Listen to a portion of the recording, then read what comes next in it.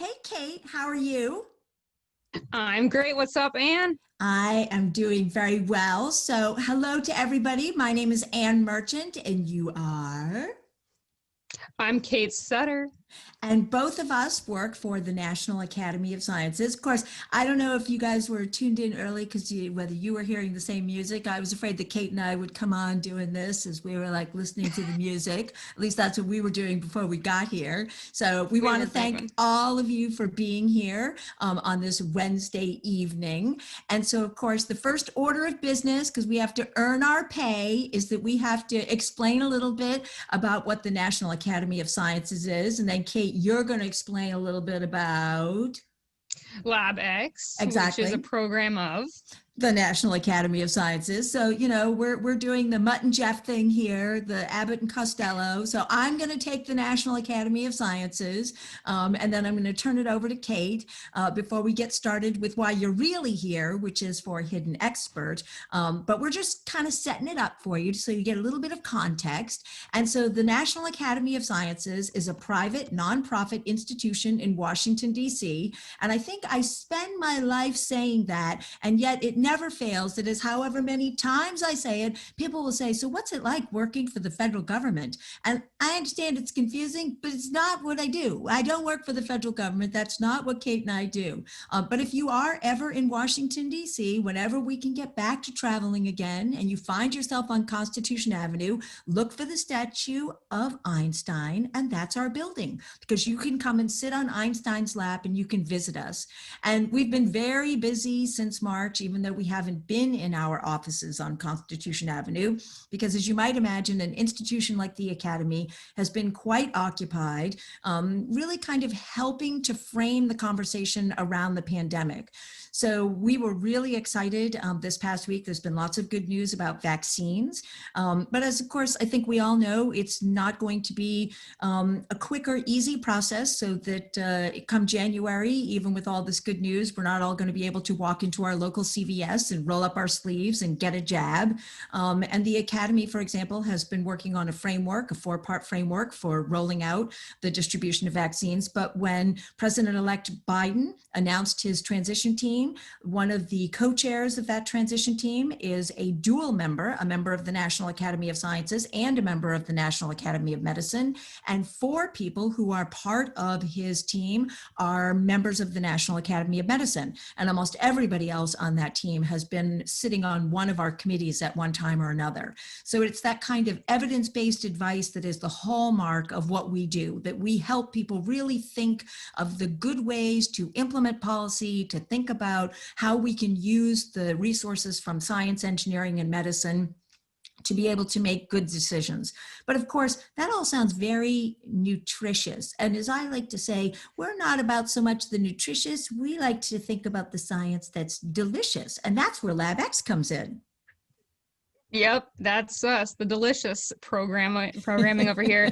So LabX is a program of the National Academy of Sciences, and we have pretty much a mission that's 2 parts. The first part here is we want to host a really great time. We're here for fun. We're a bunch of great people, and we want to really make everyone laugh and have a grand old time. And the second part is really want to interject curiosity. We want to make you think about questions you didn't know you had. We want you to kind of explore science and everyday life in that really fun way. So we're here to make programs. We have some really cool programs that we've done before. If you like video games, we have game jams going on and you can create your own.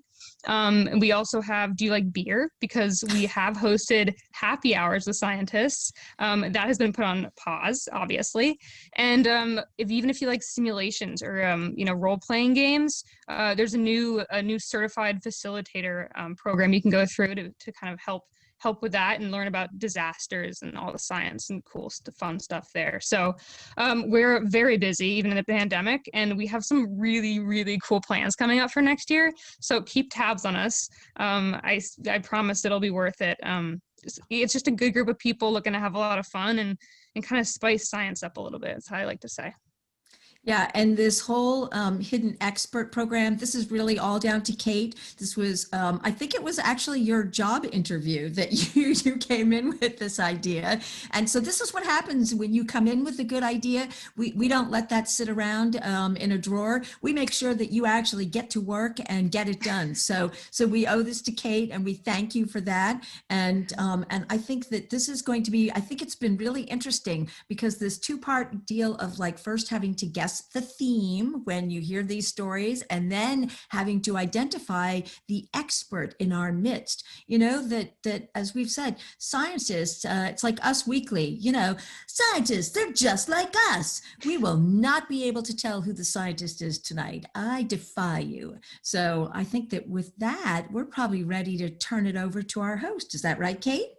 Yeah, we are. A few thanks here. Thank you to our expert and our storytellers. They're all amazing people. I also want to thank Spark Street. They're the producers who are helping us do this, and we really could not do it without them.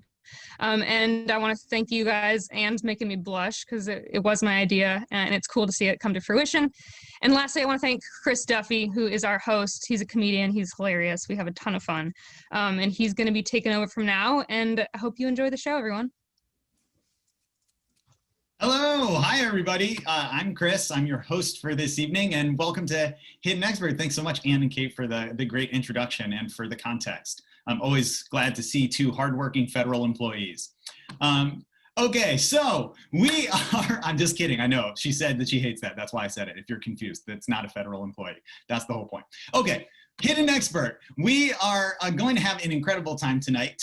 The show is so fun because in this time where we can't be in the same place, we actually are able to interact in a bunch of different ways. So we have a show where you're going to hear stories from incredible storytellers. You are going to try and guess what the theme of tonight's event is, and then you're going to try and guess who is the hidden expert. So what's incredible is we're able to assemble these people from all over the country, from all over the world, really. And then we're also able to interact with you in a way that we wouldn't if it was in person. So throughout the event, we're gonna be talking in the chat. If you talk in the chat, those messages will get ferried back to me, and I'll be able to ask questions to the storytellers, ask questions to our expert. I wanna hear what you wanna know. We'll also have polls. For example, let's put up a little sample poll right now so you can understand how the polls will work. Now, if you're on Facebook, you're not gonna see this poll. It's only for the people who are in the event online, but on Facebook, you can just type your answer in and we'll see it in the comments. So here are your poll options in this practice poll. Can I work this poll? What is this thing? Ah, a poll, I love polls. Is this the correct one? I am here for the polls. So if you are confused and don't understand how to work this thing, but you're seeing it, in fact, you're working it. And if you are here for the polls and you're seeing it, great, you're already getting what you came for. And listen, if you're not seeing the poll and you're confused and you don't have an answer, it also kind of doesn't matter. You can still have fun no matter what. We're gonna just have a great show. But type in your answers or on Facebook, click on your answers on the poll if you're watching on the web, and we're gonna get into the show in just a moment. I want to, again, tell you, we have 4 storytellers. They're gonna tell an incredible story. Then you are going to guess who is the expert on tonight's theme. And the theme, you're also going to guess. And look, here's an example. Say tonight's theme was food. You'd hear 4 stories that had something to do with food. Then you'd go, oh, the theme is food. You'd guess that. I'd say that's exactly right. And then our expert might be someone like a food scientist or a dietitian. Or maybe we have 4 stories that are somehow about change. And then you'd be looking for an evolutionary biologist or someone who studies other tectonic changes or something like that. So we're gonna get into it. It's really so many levels of fun and we're gonna have a great time. I wanna hear from you and we're gonna hear from our incredible storytellers, starting with our first storyteller, Moo. It was December 2018 when I traveled to New Zealand with close friends who are great at choosing adventures that are achievable, but also tough enough so you feel this great sense of accomplishment once you're done. We just completed a successful 4-mile hike to the top of the highest falls on the North Island just a few days before. And the next hike on the list was just a 30-minute hike down to a spectacular waterfall that was hidden from the public. Yes, there were supposed to be some obstacles here and there, but my overly confident brain was high on that last hike and heard, 30-minute hike? Let's throw on some sandals and grab my little tiny purse, and that should be enough. I was so wrong. The 30-minute estimate was accurate before several paths and gateways were permanently closed, which prevented a bunch of people from accessing the trail for very good reasons. It ended up being, that 30-minute hike ended up being about an hour one way of just creating new paths, rock climbing, scurrying down 2 1-foot-wide ladders, and if it were not for the confidence of my friends and a mysterious group of rock climbing gals, I would never have made it, especially with my little skimpy pair of sandals and my purse and even less confidence. Yes, the site was gorgeous once we reached the waterfall. It was amazing, but being who I am, I spent the entire time imagining all the many ways that I would not make it out of that place. I was thinking of the headlines. What would the newspapers say? Overconfident hiker in sandals falls from narrow 20-foot tall rickety ladder in a place she had no business being in. Well, spoiler alert, I did end up surviving to tell the tale. That hike taught me that I shouldn't be blinded by prior successes when venturing into new spaces, but always listen and prepare accordingly. Moo, incredible story. Thanks so much for sharing that story with us. I just want to say, how did it feel to see a mocked up obituary of your own death in there? It's funny because we're all seeing it for the first time with everybody else, and I just love the animation. Yeah, I saw my life flash before my eyes yet again. Yeah, it's rare that people get to see the newspaper headline from after their death. Moo, is that the most intense hike that you've ever been on? It was definitely I would say it was the most intense, but man, there were some second and thirds where I felt like I was almost going to die. But that's the memorable hikes. Those are the ones that stay with you for life and build your character. I was going to say, I'm very, very surprised that was not a definite yes, that you were like, well, I should put some other extreme ones in there too. Okay, so I'm hearing from some people in the audience who might have had some trouble seeing the poll. It doesn't matter. If you can, in the chat though, and if you have a question for Moo or for any of the stories as we go through them, put them in and we'll ask them after we see all the stories. We'll have a chance to ask all 4 of our storytellers questions. Moo, when you go hiking now, do you like over prepare? Have you over compensated on the other side? Or are you still like, I'm just gonna wear my sandals sometimes, I'm gonna wear the flip-flops and see where it takes me? You know, you think I would learn by now, but sometimes I forget and I'm in the same position solely for my own fault. So yeah, most times I prepare normally, but there are times I forget and I just go and it's my fault. Well, Moo, in a way that I admire and cannot relate to at all. You seem like you are a very non-anxious, stress-free person who's really just, taking it one day at a time. I admire that and can't relate to it. Gotta roll with it. Yeah, do you have any tips for how do you stay so calm and collected? I mean, at least for the New Zealand story, it really helped having friends there with their confidence. I latched onto that and that carried me through. So support structure. Yes, support structure. I love that. Yeah. Great advice. Well, thank you so much, Moo. We're going to hear more from you in a little bit. But now we're going to move into our second story. So let's hear a story from James. I am so happy to be here tonight. First, let me address the dress. I am wearing this outfit because I am gender non-binary, which I think in the 90s would have been known as a transvestite or committed to an insane asylum. But tonight I am specifically dressed like a divorced soccer mom who's out to steal your husband because this dress is the first dress that I bought for myself when I realized I was going to start buying dresses for myself. So about 3 years ago, when I first started questioning my gender identity, I didn't go much beyond wearing lipstick, nail polish, and the occasional feminine top. This was completely beyond anything that I had ever worn before, until one day when I, on a whim, meandered into an H&M. Now, this story's a little beautiful because it's about self-discovery. It's also a little stupid because it happened at an H&M. Having said that, I, without admitting to myself what I was doing, cautiously and tepidly made my way to the women's department, and within 3 minutes pulled this baby off the rack. And the second I did, I heard something divine saying, "Try it on. You look like Mary Louise Parker as Nancy Botwin in Weeds, selling drugs and drinking iced coffee. And that tastes good." And then I thought, oh dear God, do not try it on. You've never worn anything like this before. You have to go buy milk from here. What are you gonna do? Nancy Botwin your way to Trader Joe's? So I talked myself off the ledge. I decided to try it on, and you know how stories work. I tried it on, I started sobbing, I realized that I was slavishly and cultishly devoted to a system of gender under which I was slowly suffocating, and so I bought the dress. And then I went to buy milk in that dress. And then everybody in the world was super cool to trans people, and it was really easy.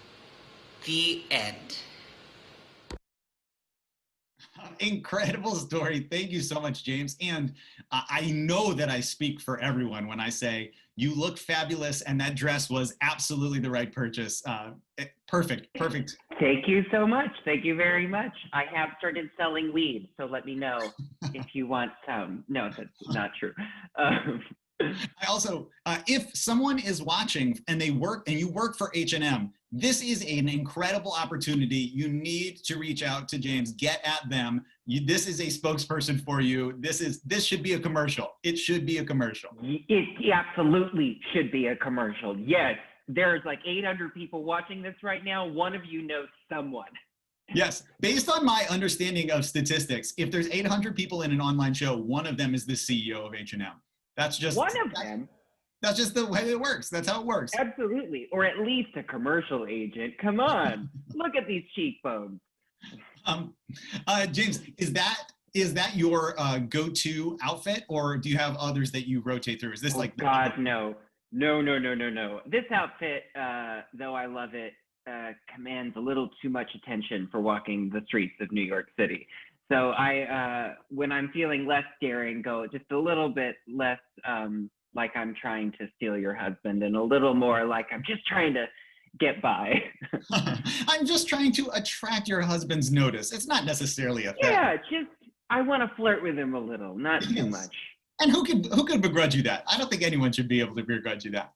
That's the new gay agenda. I want to flirt with your husband. I put that on a bumper sticker. I'll put it on my car.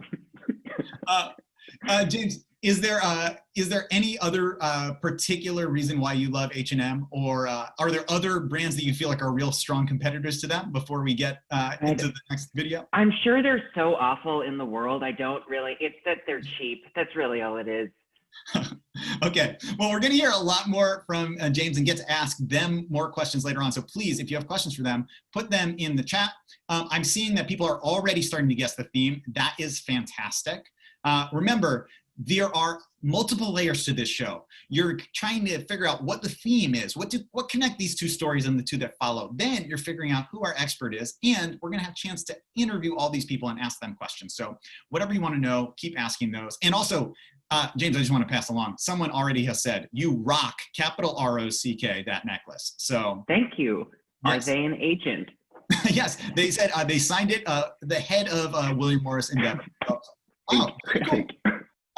Also, we are going to ask you all a question because we want to know a little bit more about you as our audience. So we are going to pop up a poll, and if you don't see it, then just type your answer in the chat. So the question is, what age demographic do you identify with? Is it Gen Z for the win? Is it millennial through and through? Is it Gen X represent? Or is it boomer pride? So what age demographic do you represent? Answer that poll question right now. We're doing a little audience research, and it's fun audience research. We're not just asking you how old you are. See how we have little slogans next to each generation? So that's how we do it. If you could answer that poll or put your answers in the chat if you're on Facebook, or if your poll's not popping up, that would be fantastic. Okay, I'm gonna give you 5 more seconds to do that, and then we are going to go into our next video, storyteller number 3. You're still thinking, what is the theme of tonight? What could tonight's theme be as we watch our 3rd video from Calvin? So, I'm sitting in an office with my friends Jordan and Steve, and we're meeting with the casting director for the game show. And the casting director asks, so what's your angle? Like, what's your story? And that's when I tell the casting director that my friends and I, we met in college. We just graduated a year ago, and we met at a naked party. And the thing is that that's 50% true. We are friends from college, and we did go to a naked party together. But we're mainly doing this show because A, I really want to learn about the ins and outs of game shows, I love game shows so much, and this is my chance to do it. And B, because we were working very, very crappy temp jobs, and we really needed any sort of escape.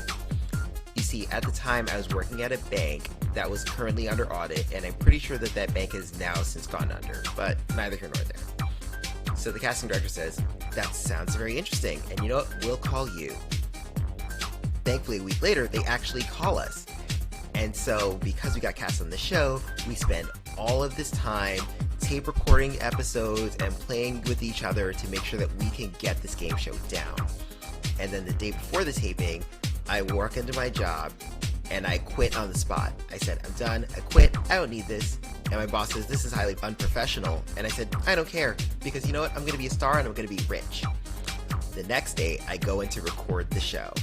And we do so well as a team, we win over $8,000. And then when it's time to go and sign the contract so that we can get paid, I said, okay, so where's the check? And that's when I learned my last lesson about game shows, which is that apparently you don't get paid until at least 4 months after the show airs. So if the show airs tomorrow, I can at least be paid in 4 months and a day. But the show may not air for a year, and so it's going to be a year and then 4 months. So after I quit on the spot, the next day I call my boss and I go, hey girl, remember how I was all like, yeah, I don't really need this job, so I kind of need this job. And that's when my boss says, oh really? Well, we'll call you. But unlike that casting director, that boss never called me back. Calvin, that is quite a story. Oh my gosh, what an adventure. So I guess I got to know first, did you end up getting the check after a year and 4 months? I thankfully got the check after only 6 months. So it was great, but also still very poor. So don't quit your day job. Yes. I also you are clearly such a fascinating person that you can have in one of your stories, a throwaway part of your story is, I was at a naked party. That's not even the story. That's just aside. For me, that would be like the biggest story of my entire life. I only had 2 minutes. I couldn't only expand on so much. I can also tell you about how I worked at VHS so that I could tape all the shows, but that was another 3 minutes. We can't explain VHS to the children anymore. So okay, well, listen, we are clearly going to have a spin-off version of this show that is just questions with Calvin and questions for Calvin. That's going to be the first spin-off of Hidden Expert. Again, what do you think the theme is? A lot of people are putting in themes. A lot of people are heavily influenced by your naked party. That's a lot of the themes are coming in with like a very heavy nudity party guess right now. So what do you think could be those themes? Calvin, are you still friends with those people? I am. I haven't talked to them in a while, unfortunately. One moved to LA and then the other one kind of moved to upstate New York, which is pretty much like Siberia for me. So, you know, we're still friends though. Yeah. We chat. I like his stuff on Instagram. Oh, that's the true mark of friendship. That's what they say. Every once in a while, toss in a like their way. Calvin, when that bank went under, how did you feel? Did you feel like a small vindication? I'm not gonna lie. I felt a slight amount of relief and a large amount of worry for whoever had their money in there. Okay, very fair. That's very fair. That's a good, kind person. Well, thank you. We're going to ask Calvin a lot more in a little bit, and we're going to get to talk more. Thank you so much for that incredible story. And let's now go into our fourth and final video before we're going to guess the theme, and then we're going to get into our expert interview. So our fourth video is coming to you from MJ. When our daughter was less than 2 years old, my husband thought this would be the perfect opportunity for us to go on a trip around the world. Her airfare is completely free. Our daughter was excited. We talked to her about how we were going to new homes, new homes, new homes. You get it. Every new place we were going to go visit, we would add another new. We sublet our apartment in Santa Monica and left our dear cat to some good friends who would look after her. It was in Thailand when our daughter lost count of how many new homes we had been to. And when we were in the night market in Bangkok, she sat on the floor rocking back and forth, hysterically laughing. Mia, let's go eat some yummy seafood noodles. My husband and I sat at the table while she sat underneath, and I passed her food for her to eat. I'm going to go to the restroom and wash my hands. Maybe you can ask her to wash her hands, my husband said once we finished eating. And I moved closer to our daughter. passed her the last few bites of seafood I had saved for her, the biggest shrimps and calamari pieces. She eagerly took them, and then I noticed she handed them to something underneath the floor through a crack. I moved closer, and I saw the eyes of a rat. It was so happy. It was having the best meal of its life. I knew then if I screamed, it would put the fear of rats inside her, and I didn't want her to be afraid of anything. Mia, let's go wash our hands, and then we'll take a tuk-tuk back to the hotel. She thankfully got up, and we walked to the restroom. I looked back to make sure the rat wasn't following us. It didn't, thankfully. That night on the circular bed in Bangkok, she slept peacefully, and it was a couple of days later when I could even talk to her about what I saw. And she laughed when I recounted the story and had me tell it to her again and again. Our daughter continues to find rats adorable. She has asked many times for a pet rat. Luckily, we have a cat. And for the rest of that trip, we told her she's welcome to wander while eating, to explore the unknown, but she must sit with us at the table when she puts food into her mouth. Thank you. Well, that's got to be the most beautiful story about a rat that I've ever heard. I think you've taken my probably least favorite animal and brought some real beauty to it. So congratulations, MJ. That was spectacular. My daughter will be so disappointed to hear that you don't like rats. She was born the year of the rat, by the way. Oh, okay. So she's got a lot of connections to rats. And did she ever get the pet rat that she's dreaming of, or no? Are you kidding me? No way! No way! Actually, I was responsible for killing a rat by chance because I didn't mean to, but we were camping and I went to go get gas and there was a rat that ran across and I screamed, and then the gas station person like came to my rescue, but came to my rescue in the way that I didn't want because I don't want to kill animals. Yeah, and grabbed a broom and that was even more traumatic. So. Yeah, and what, your daughter wasn't there for that one though, I'm hoping. She was. Oh, she no! was. And I was like, "Don't look. We're gonna go back in the car. I'm gonna drive." Don't look, quick. We're going back to the circular bed in Bangkok again. Don't worry, it's all gonna be fine. Yeah. Oh my gosh. Well, what a journey. Of the places that you traveled there, where was your daughter's favorite place? I think Japan. We've actually been back a couple of times to Japan. They're really nice, and you can go into little corners and find such delicious food. We went walking once, we got completely lost, and we found this amazing little shop that sold raw eggs and custard and hard-boiled eggs, and they were all delicious. It's just like a specialty eggs only shop. I love that. Yes, there was actually articles posted like from different places, like food places, fabulous food places, magazines and stuff, about how great this little shack was. And it is. And I wish I knew where it was. I mean, I know the city, I know where, but I don't know exactly where. I have to get lost again. I just, in the shortest amount of time, I'm having my opinions get flipped on everything. Pet rats, raw eggs, everything you're winning me over on it all. Well, MJ, thank you. Beautiful story. Great talking to you. I'm going to have you pop off for just a second, and then we're going to bring you back when we bring everyone back. But first, let's talk to the audience. So listen, you've seen all four. Your first question is, we're going to be asking you about the theme, but I also want you to think about the fact that those four stories, you heard four very different stories, four really interesting tales from different people. Now, the behind the scenes reason why we do this is because any of those people could be the scientist. Any of them could be the expert tonight, right? There's not like only one type of person that's a scientist. So who do you think that scientist is? Keep that in the back of your head. But first, what do you think the theme that ties all of these stories together is? You're going to put that answer in Guess Now. What do you think the theme was? So, like I said before, maybe all the stories had tied together and they were all pets that are unexpected. That's not it, right? That's only one of them, but that could have been all of them. Put in what you think the guesses were in the theme, what you think the theme could be, and then we're going to guess, and then you're going to figure out who amongst these people is actually our expert by us asking them a few more questions. We have some great theme guesses. Theme, cute clothes. Okay, that's just a compliment to everyone who gives stories, I think. That's just like they were all wearing cute clothes. Finding your confident self. Ooh, I like that one. Personal challenges, also really good. Theme could be adventure. Okay, that's getting close. That's getting really close. A couple more. Things are not what they seem. Okay, trying something new. These are all really close. And look, we've got a few people who nailed it right on the, knocked it right out of the park, hit it right on the nose. Exploring the unknown. That's right, tonight's theme, exploring the unknown.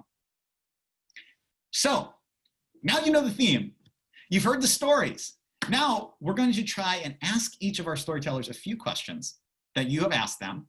And we're going to ask them those questions, and then you're going to try and guess which of these people is the expert, and then we're going to interview them. So let's go to our storytellers. And I have a few questions for each of you. And again, audience members, you can keep asking the whole time. So let's start. Well, Calvin, here's a specific one for you. What is your favorite Marvel character? Oh my God. Oh, the background. Okay, so this is complicated. In short, I grew up with Wolverine, so I love Wolverine. And then a close second is Storm. And then a very close third randomly is Nightcrawler. Okay, that's great. I love that. I hope that helped someone at home get closer to figuring out whether you are an expert or not. I'm not sure, but I want to make sure you get those answers. Moo, we had a question for you, which is there a dream hike that you haven't been on yet? Ooh, I really want to hike Kilimanjaro. I had a friend do that, and there are apparently different levels of difficulty, and I would like to try that one day. That'd be cool. Okay. James, someone wants to know, where did they get the necklace? Oh, God, some mall, some outlet mall in like upstate New York for like $10. Do they want it? I think they wanted it, but listen, it's a beautiful story. But I love that just- that is like, listen, you're not going to get this necklace. This is a one. Yeah, I mean, I'll send it to you. Be careful what you say. They may put their address in here. Okay, MJ, we have a question specifically for you, which is, why was the bed round? That was a very specific detail. I don't know why. We were staying at the Hilton in Bangkok. It was beautiful. And they had the best breakfast because they had a breakfast buffet where they had food from all around the world that we could eat. And when there's a buffet, I eat. I just eat. It's so fun. I love that. I relate to that very, very strongly. Okay, I'm telling you, I want to just share with you that we're getting a few things in the chat, which I think must be delayed, but is really making me laugh that someone has written most of a Robert Frost poem in here. And I think that they wrote it as the theme, but I just love that it's like a full stanza of Robert Frost. That is fantastic. Okay, a question for all of you, which is, what is your biggest fear? So let's just go down the line. Let's start with you, Moo. My biggest fear is drowning. I have done triathlons, but I don't know how to tread water, so drowning. That seems like a very surprising combination of things. Okay. James, what's your biggest fear? What a question. I'm going to go with failure. Ooh, okay. I like that. Well, I don't like that for you, but I like that answer. Right. Calvin? I'm going to go with also failure, but mainly spiders. So spiders that will fire me would be the worst possible fucking thing. Freaking Yes. thing. Excuse me. Sorry. Oh God. Horrible. That's a horrible, horrible scenario. A boss that is a spider who fires you. I really think that we can all agree that's a horrible thing. MJ, it's gonna be hard to top that one, but what's your biggest fear? My biggest fear is actually mice and rats, rodents. Yeah. Because when my family first immigrated from Seoul, Korea, where I was born, the only apartment my dad could find that was reasonable, he didn't know why it was so cheap, was on top of garbage bins, and it was a home for rats, which we didn't know. And so my mom, who is so clever, she devised this game where we had to pick up shoes and kill them. Little. And whoever could stun the rats would get more food to eat. And we were fine with this game until my mom, who's so strong, found 3 little baby rats in one of my shoes, and she passed out. And then I realized, I saw my sisters and me, because we're 3 girls, and I realized, they deserve to live, and we're the outsiders, right? We invaded their home. But I'm still terrified of rats. Okay, this is that had a moral that I agree with: live and let live, and also we have been on a roller coaster of emotions when it comes to rats. Do we love them? Do we hate them? Do we fear them? Do we respect them? Do we peacefully coexist with them? I think the answer is all of the above. And I do think that the person who asked the question, what is your biggest fear? I think they were hoping that someone would say like, my data's not correct. And then they'd be like, bam, got you, you're the scientist. But instead we got deep. I mean, we like challenged the human condition, I think. So, okay, here's another one. James, this is so specific. I want to remember, what shoes were you wearing when you went to get milk? When I went to get milk. Oh, that's even funnier. I went full Nancy Botwin. I bought like what I think is called a sand wedge. And so it added like, I'm already 5'11", and I've added like 4 inches. It's like a wedge heel, but it's like, looks like cork. So I was probably like 6'3" walking down the street in this dress with my new wedge heels. So like I said, everyone was super cool about it. No one even said anything. Calvin, someone wants to know from your game show experience, what was your winning chain? Do you remember it? Oh my God. The one that I was the most proud of was, it started with robber, and then ended with, oh my God. It started with robber, ended with something else. And I remember it was robber, baron something. I just remember nailing it because like everyone did not know that I would actually have known that one. And I got it in 2 seconds. Could not remember. Oh, that's one other one I remember is I had to do this chain. This one I actually messed up on really bad, but I was asked a series of questions. And so one of the questions I was asked was, what do you get after work? And I said beer, and it was supposed to be paycheck, and I screwed that up, but the audience loved it. So that's incredible. Well, we only have just a couple of minutes left with talking to all of you before we're going to go into our guests. So let's get a few more questions in here. Moo, question for you. You said that you do triathlons. Are there other things about you that we would maybe not necessarily know from your story? Yeah, I play the ukulele. There are 2 in the back right here. Okay. So that was my COVID hobby. I'm sure everybody has a COVID hobby they picked up. So that's a hint that won't help you. Yes. MJ, one question for you, and then we have one more for everyone. Okay, well, also, I just got to say this one because I'm not going to explain this, but Calvin, someone asked you, what is a naked party anyway? And I have to say, correct me if I'm wrong, I feel like it's in the title. It is right there for you. A naked party that is naked. Am I wrong? You're pretty correct. Yes. Although there's also a naked band. So the band is also contractually obligated to be naked. So you're not just naked in the dark. That's weird. Okay. Love any contract that requires a band to be nude. That is a lawyer that has some unusual looking over of clauses. MJ, question for you. How do you balance fostering an adventurous spirit in your child while keeping them safe? I don't know. That's also such a compliment of a question that I'm like, wow, like that person really admires you, and that's great. I want you to know. I don't know. You just like scare them? No, I don't know. I don't know how I did it. I think unfortunately or fortunately, her parents have no other fears. I have no other fears. I actually embrace failure. I fail on a regular basis, and I think that's the best learning experience for me. So I have no other fears besides that. Okay, rapid fire, each one. What is your favorite TV show? And then we're going to go to get audience guesses. So, Moo, what's your favorite TV show? Bob's Burgers. Okay, James, favorite TV show? Veep. Okay, Calvin. Buffy. And MJ. The floor is lava. Okay, so now you have all the information you're going to get. All 4 of these fascinating, interesting, multi-textured humans. They're 3-dimensional. They have interests and fears and passions, and some of them have many stories about rats. Which of these people do you think is the hidden expert? Put your guess in the chat. Put your guess in the poll. Let's see who you think the expert is. It could be any of them. I'm seeing some guesses come in. I'm seeing some people say that maybe they think that the clue is that some people are being a little more restrained. Some people think that the clue is whose background gives it away. Some people think the clue is that they are drinking or not drinking wine. I don't know. Could that be? There are no actual clues here other than what you guess. So let's go to it. The actual expert is Moo. Yay! I'm drinking wine. Cooper, that's our expert. Thank you so much to all of our storytellers. But now we're going to get to talk to you, Moo, and interview you a little bit about your work. So thank you so much to all of our other storytellers. You were so fantastic and so fun.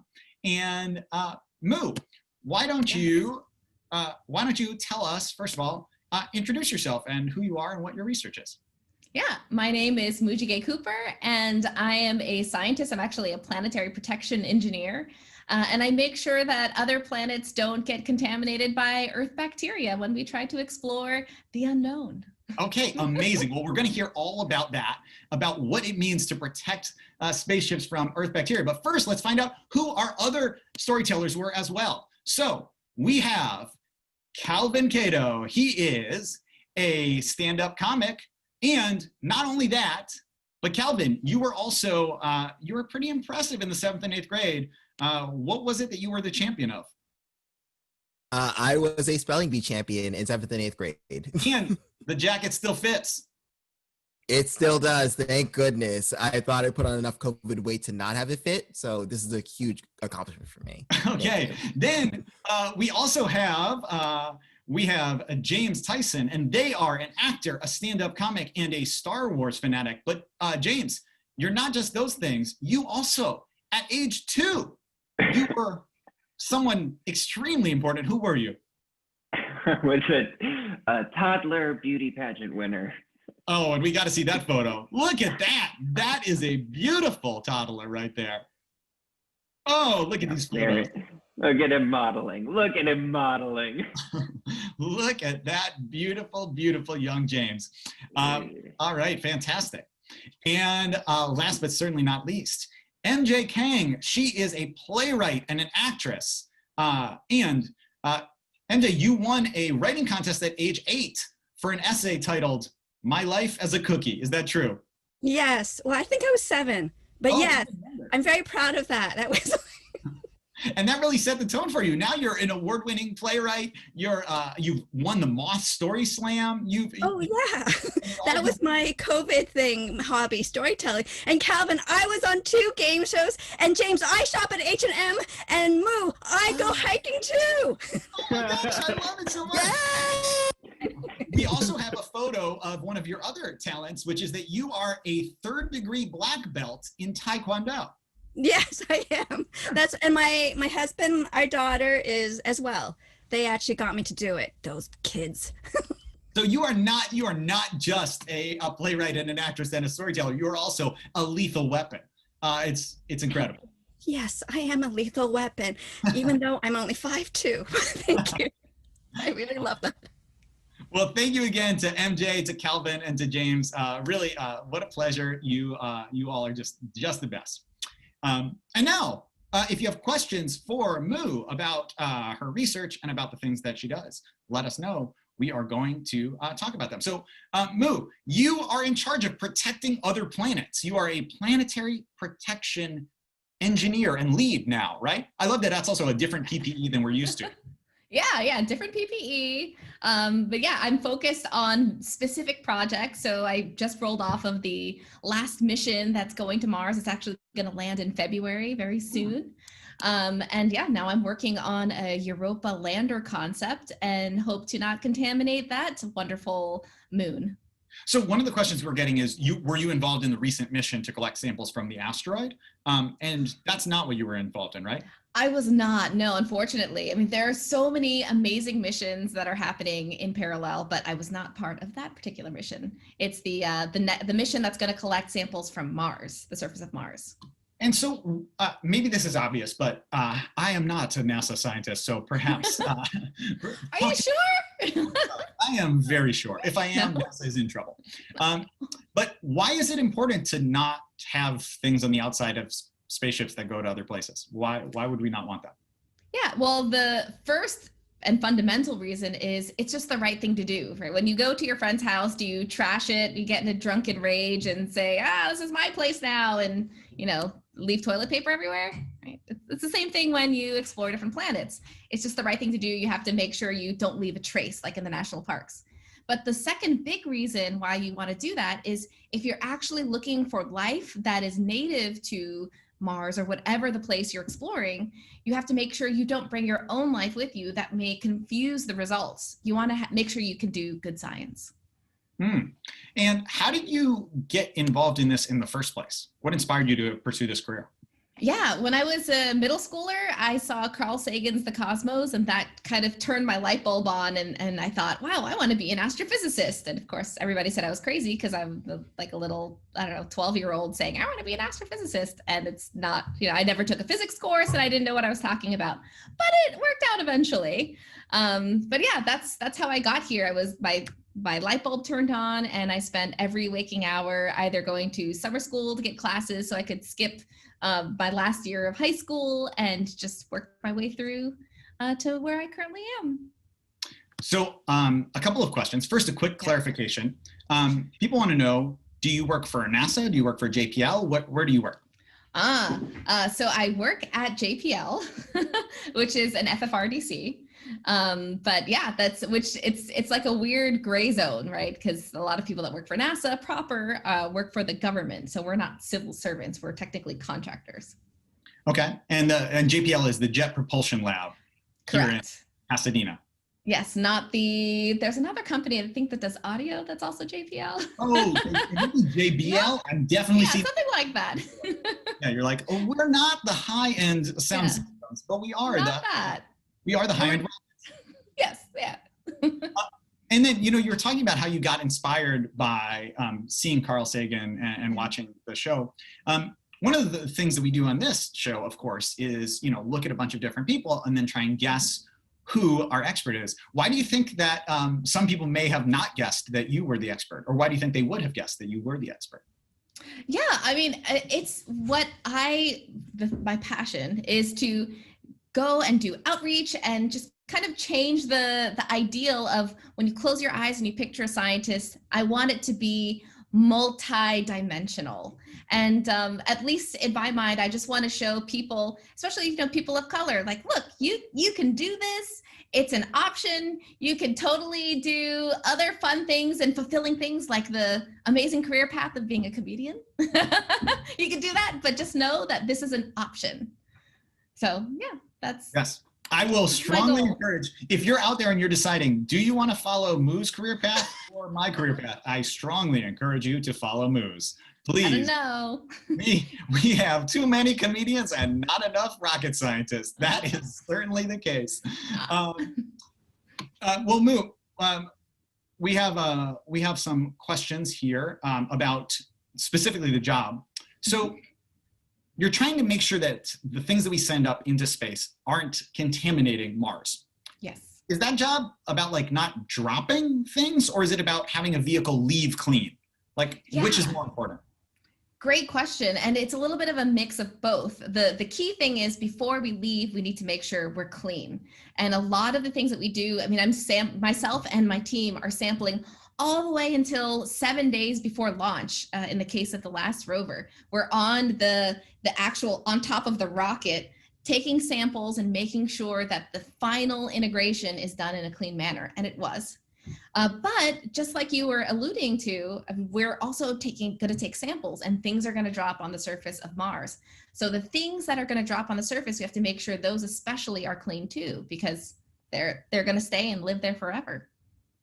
So it's interesting too, because I would imagine that it seems like when I watch a movie and something leaves the atmosphere, it's so intense and things are just burning off that nothing would survive that anyway. But you're telling me that you actually have to make sure it gets clean before it goes through the atmosphere, because something could survive exiting our atmosphere and the vacuum of space?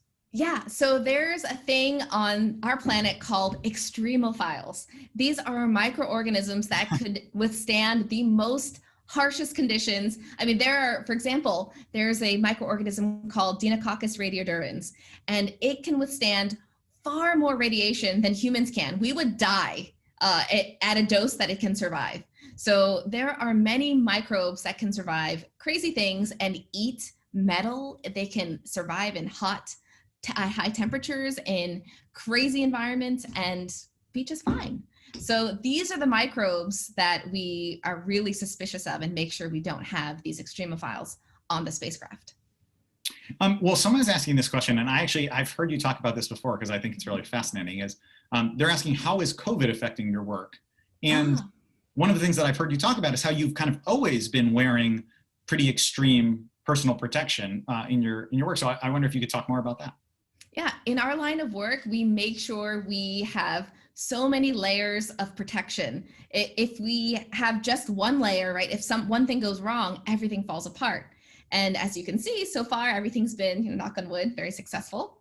So at least for the way we implement planetary protection, you have to have many layers. So there's, at least when we assemble the tubes, the seals, the thing that's going to touch the Martian soil directly, we're actually wearing a full layer of a bunny suit, because humans, we're the dirtiest things in the environment. We have more microbes in our body and on our skin than we have actual human cells. So we're very dirty, but in a good way. We need all those microbes. But we need that barrier. So we wear bunny suits, we wear sterile goggles, we wear sterile smocks and sterile gloves. So everything that we do just automatically, because we are overly cautious, was resilient against COVID-19. Viruses in our line of work actually is not a big deal. We actually look for bacterial endospores. These are microbes that can make these seed-like structures that can survive for millions of years. They go into this hibernation stage and can survive the vacuum of space, the cold environment, the ionizing radiation, if shielded properly. So we make sure we look at those guys, not the viruses. They're like, man, whatever.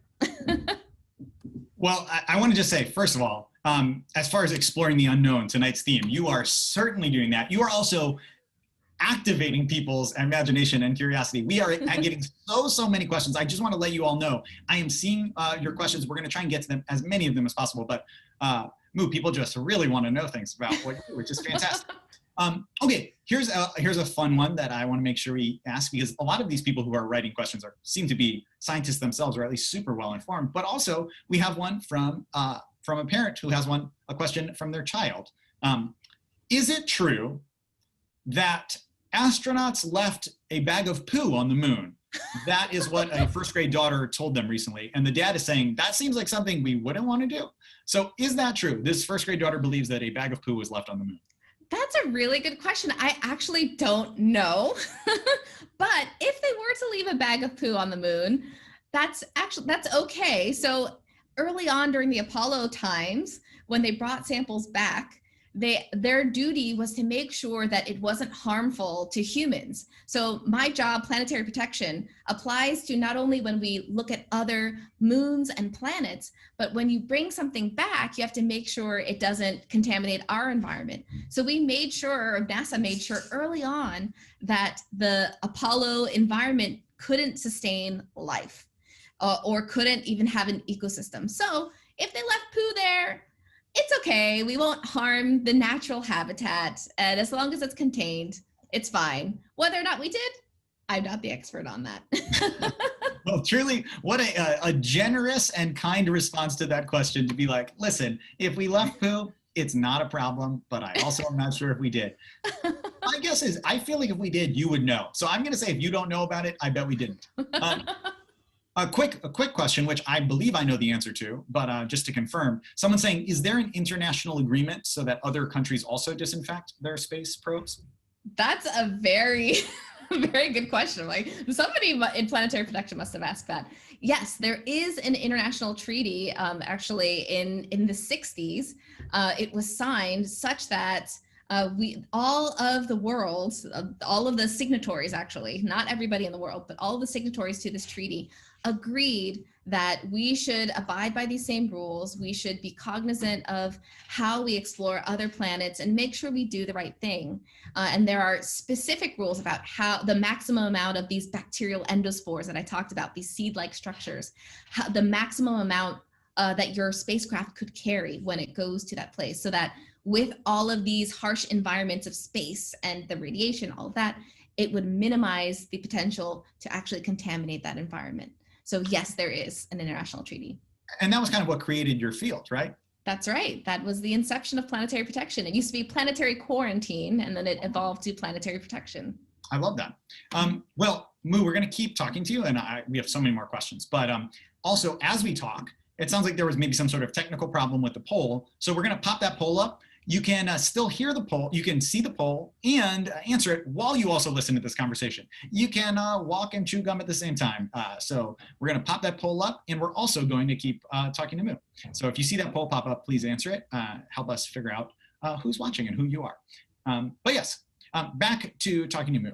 So Moo, a lot of people are asking about the kind of the technical side of how do you actually disinfect a space probe or a rocket that's leaving Earth? How do you actually do it? How do you clean it? Yeah, it changed over time. So with Viking, they designed the spacecraft so that at the end, once you put everything together, they stuck it like a casserole in an oven and they baked it. They baked the entire thing.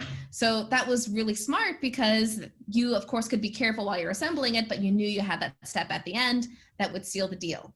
The thing is, with the evolution of material types, they became more and more sensitive to high heat, so we couldn't do that ultimately as things evolved. So most of the spacecraft does go through some sort of high temperature exposure, but after that, you have to just make sure you assemble it and keep it in a clean environment. So that's the biggest thing, is we assemble in a clean room, continuously check. We've taken over 15,000 samples of the spacecraft throughout its lifetime for Mars 2020. So just check, double check, triple check to make sure we're clean enough. So it's really just, it's become much more of a prevent them from ever getting in there in the first place than really even cleaning it off. Exactly. That's it. Preventative measures are always the best thing. The same thing with your health, right? It's best to prevent something from happening versus treating something that exists. Yes, I would not recommend at the end of the day trying to bake off all of the disease that's on site. That is a dangerous way to clean yourself. But also your original one sounds like the best crossover episode of your work in the Great British Bake Off. Is like, and now take the probe and put it in the oven and let's see what we can get. A nice, delicious NASA pudding. Okay, so I gotta say, I love this, and I regret. Here's what's important. Here at LabX and at the National Academy of Sciences, we are extremely dedicated to fact-based information and to not providing things that are inaccurate out there. I also, as a part of that, sometimes you have to admit when you are wrong and when you've said something wrong. So I just want to say, I take full responsibility. There are lots of credible stories that are being sent in that there actually is a bag full of poop on the moon. I take it back. I was wrong when I said I doubted it. You people are right. Please, thank you for fact checking me. My life is infinitely richer knowing that there is a bag full of poop on the moon. Thank you so much. It does seem like a huge insult to Moo's entire field that you're trying to clean things and that some other astronaut left a bag of human waste on the moon. But I want to make sure that we get that information out there. Thank you for putting it in the chat. Awesome. So here's kind of an interesting basic question. We just have time for a few more. How would you know if you'd made a mistake and you hadn't gotten it at all? How would you ever even know?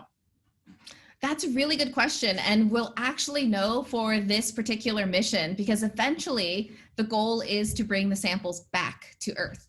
So there are specific samples that were sent to Mars to act as negative controls, meaning it's going to be exposed to the environment, but we're not going to collect samples.